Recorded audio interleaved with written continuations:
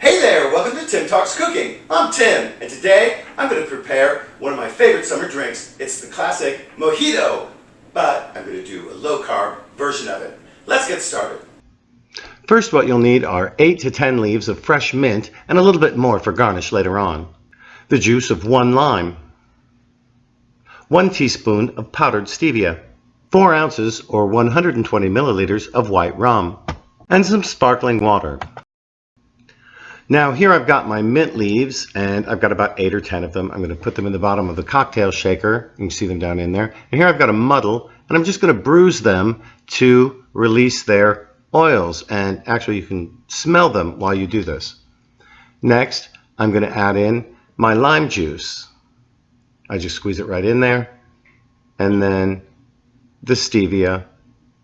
Here we go. Just toss that right on in there and swirl it around a little bit.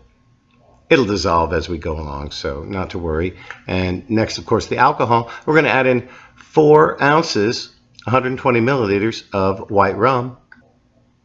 And next, we're going to add in some ice. You want to fill the shaker up about halfway with ice.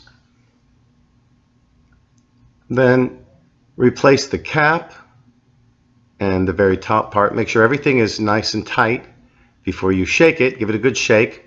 And what we're looking for here is for the outside of the cocktail shaker to become covered with frost. And just shake it up. There we go. Now we're going to take a highball glass with a few ice cubes in it. And we're going to pour about half of this mixture in here. Remember, it makes 2 drinks. And then top it off with the sparkling water.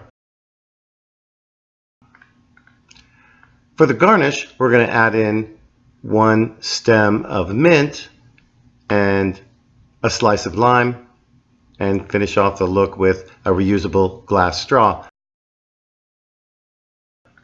And there you have it. Well, alright, let's give it a taste. I think it looks great. Oh, yeah.